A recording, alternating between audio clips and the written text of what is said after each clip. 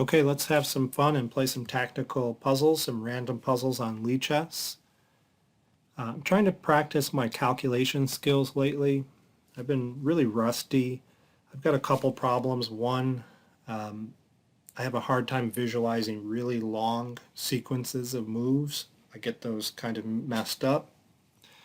Also, sometimes I stop the calculation too early, and I often don't consider all the replies of my opponent.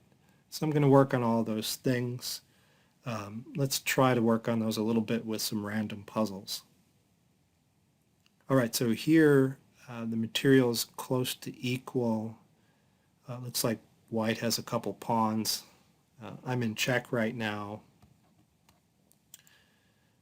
My queen is also under attack.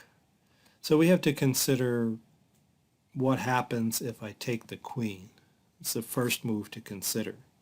So he's forced to take back. I see no other possible replies. He cannot stay down a queen. That opens this file for my rook. So that gives me a discovery with this bishop. So queen takes queen, pawn takes queen, and I can move this bishop somewhere useful and called check. So I'd like to attack something, and the only move I can see that attacks something in this line is bishop to h3, attacking his bishop. If he moves his king, I get the bishop and I'm up a piece. The only other way he can get out of check from my rook is to interpose this bishop here on d5. But I have that square covered with my pawn. So I believe I've considered all the possible responses. So let's play it. So queen takes queen, pawn takes queen, bishop to h3 check, and he just moves his king. So we win the bishop. All right, pretty low-rated puzzle, 1190, but still it's good practice for visualization skills. Okay, let's try another one. All right, just moved his knight here. Materials equal. I have this battery, potential battery here on h2 if this rook moves out of the way. So the question is, what can I do with this rook? And the battery is not necessarily fatal. If this rook weren't here, queen to h2 check allows king to f1, and queen to h1 check allows the king to escape. That just gave me an idea. Wow, this could be a hard puzzle. What about rook to c1? Looks really weird, but you have to think of these really forcing moves. You have to do something to help you with this battery here to make this effective. So what's the point of rook c1? Well, it pins the queen to the king, so threatens to win the queen. So I don't see any response other than queen takes rook. But then comes the queen to h2 check, king to f1, queen to h1 check, king to e2 is forced, and now the queen is not on d1 anymore, it's on c1, and that allows my queen to take his queen. So I'm drawing the queen over to c1 where it won't be protected, so I can win it for the price of my rook. Okay, so since material is equal, giving up my rook for a queen is pretty good. And I think this is all forced. So rook to c1 pins the queen. He has no checks or no zwischenzugs, so he'd have to take the rook.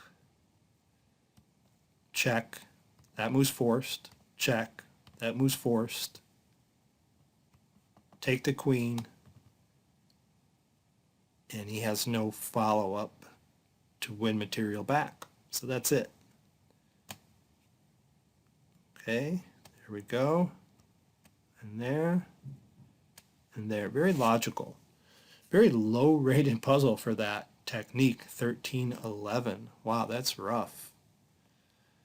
All right, but like I said, it's very logical when you see that battery there, queen to h2. You got to move that rook out of the way. And eventually you're going to spot that rook to c1. So let's try another puzzle. All right, what did he just take? He took a knight. Okay. So now he's up a piece as well as a couple of pawns. But I've got this another battery, two pieces on a line here. It's called a battery on this square. If that knight weren't protected, that would be mate. His rook, notice, just blocked the protection of his queen to that square. I'm not at all thinking about taking the rook yet. I'm looking at this battery first. So queen takes f8 doesn't work because knight takes f8 and I have no follow-up. So I have to consider queen to f7 check. King goes in the corner, is forced. Then queen takes the knight, check. Knight takes queen is forced again. By forced I mean only legal move. And then rook takes the other knight is a mate. And black has only one legal move through this whole sequence, so let's play it. Check, check, and mate. Okay, I thought that one was a lot easier than the last one, and the puzzle's about 200 rating points higher. But let's try another one. Okay, so I'm down a couple pawns here. Both kings are under attack. So he just moved his rook to c1 to pin my rook so the rook can't take his queen. And he's threatening to win the rook and win the game. In fact, rook takes f1 check would be a mate. I don't have any escape square. So he has a mate threat, and I cannot take his queen.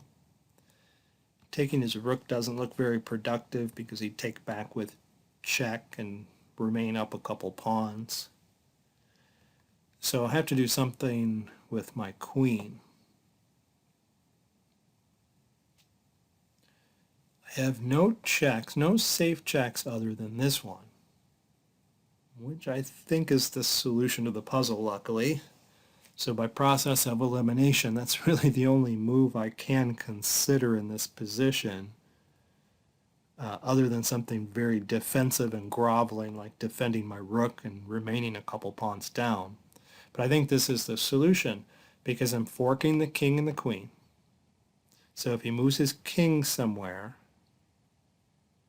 well, if he moves it away over here, I can just take the queen. So what if he moves it here? Well, then I take the queen with check, and my queen is supported by my rook.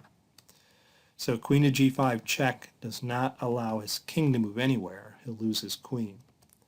So he'll have to take my queen. But then I'll take his queen with check. So we've traded queens.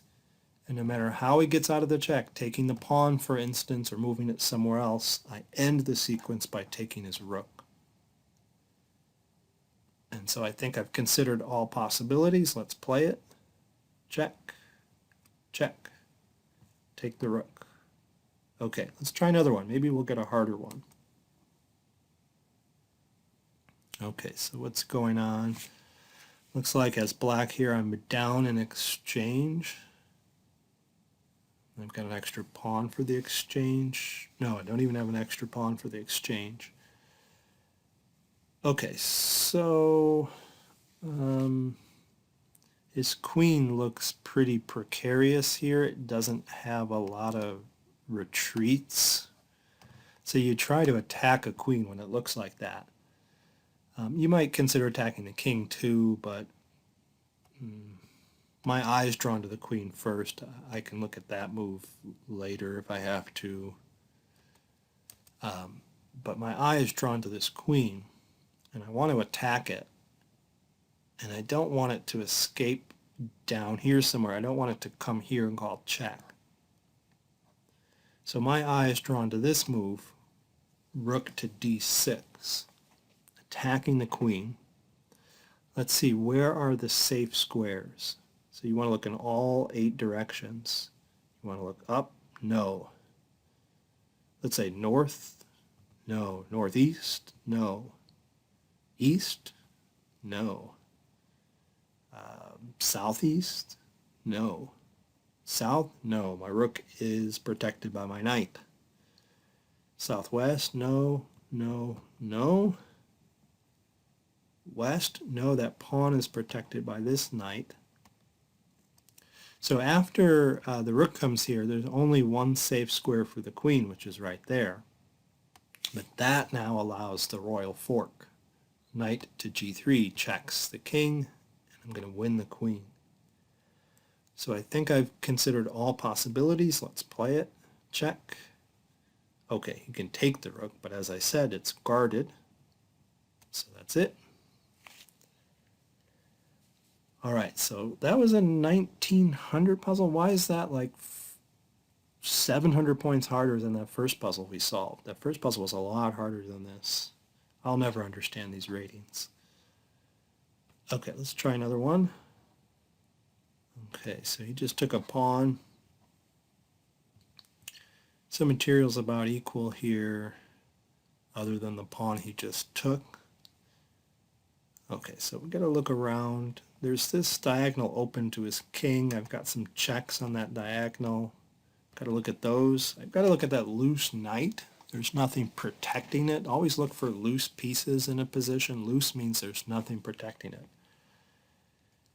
So queen to c4 seems to be like an effective fork here. Forking the king and the knight. There's only 3 legal moves in that position. Favorite question Ben Feingold likes to ask his students is, how many legal moves are in this position?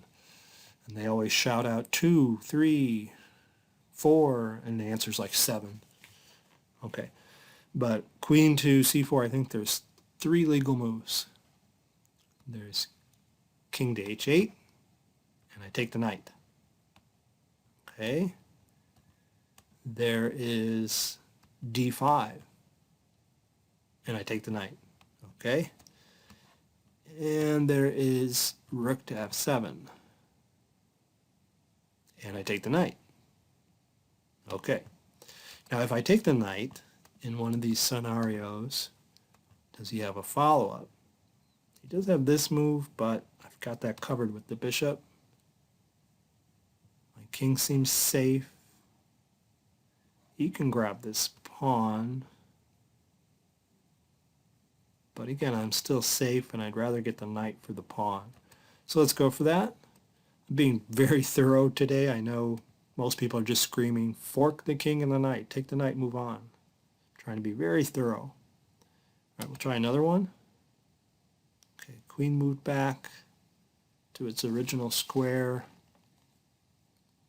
So material is even. There's a couple pieces on f6 here. This bishop is loose. Look for those loose pieces. So I see a tactic right away here. Let's check it out. Knight takes f6 is check. Okay, so how many legal moves are there? I'll be like Grandmaster Feingold. You be my students. How many legal moves are there after knight takes f6?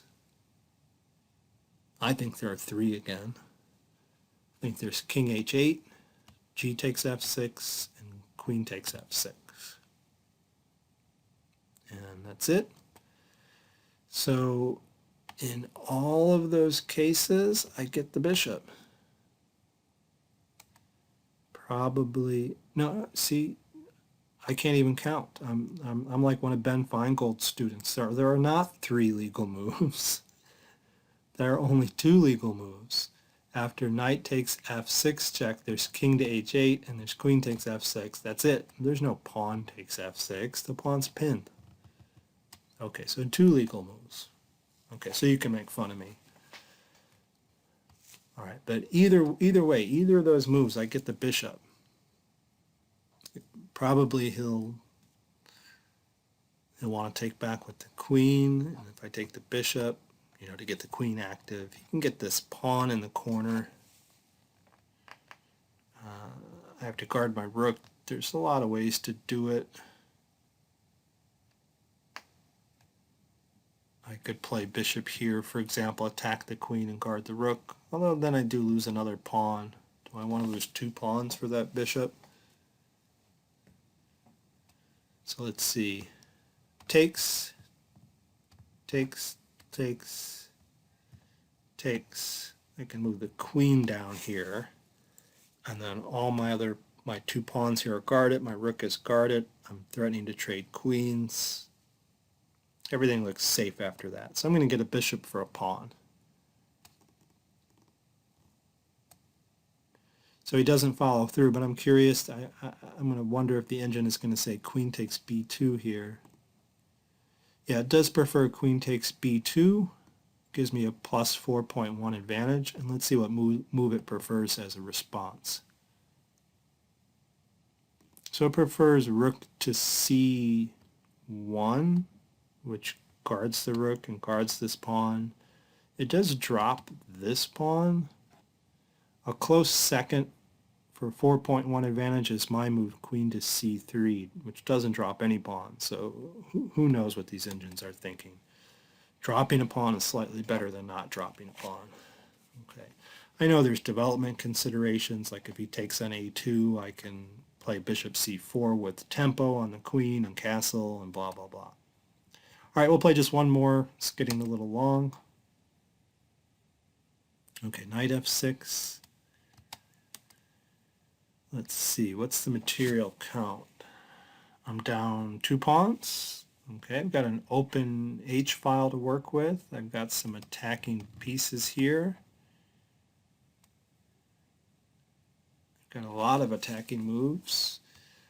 The one that screams to me is knight to h6 check because the pawn is pinned.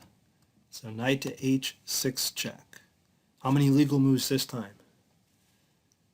I'm almost positive it's 1. Okay, king to h8. The pawn is pinned, the knight cannot be taken, nothing can intercede, and the king can't go anywhere else. The queen has those squares covered. So this is a forcing move. King's forced to h8. Then I can move the knight away and get a check with this rook. So where do I move the knight to? I can move it back here to f5, check. And if he moves the king back where it was, then I have a mate here on g7 with the queen. So the knight would support that mate. So let's look at the other legal responses. Check, king to h8, knight to f5. So after that, after those 2 moves of mine, knight to h6, knight to f5, how many legal moves would he have then? Okay, so now we have to think. I'll erase the arrows. We have to think in a position we're not even looking at. So after knight to h6 check, king to h8, knight to f5 check, how many legal moves are there? I think there are 3. Do you see 3? Okay, I think there would be king to g8, knight to h7, and knight to h5. Okay, so the knight blocks are kind of silly. So so my knight to h6, put the arrows back, check, king to h8, knight to h5. If this knight blocks on this square, then queen takes h7 as mate.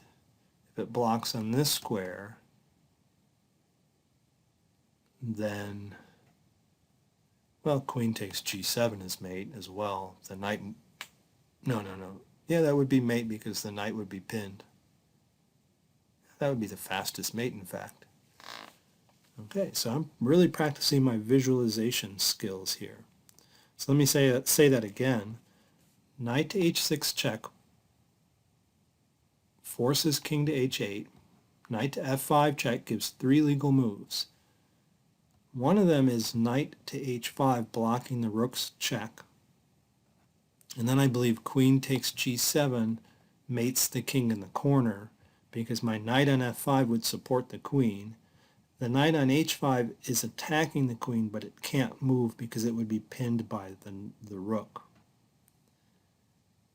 Okay, so after knight h6 check, king to h8, knight to f5, we've covered all the possibilities. If the king goes back to g8, queen takes g7 is mate. If the knight goes to h5, queen takes g7 is mate. If the knight goes to h7, queen takes g7 is mate, and queen takes h7 is mate. Okay, so queen takes g7 is going to be mate on white's third move. So let's play it. Check, check, and he chose to move the king, allowing this.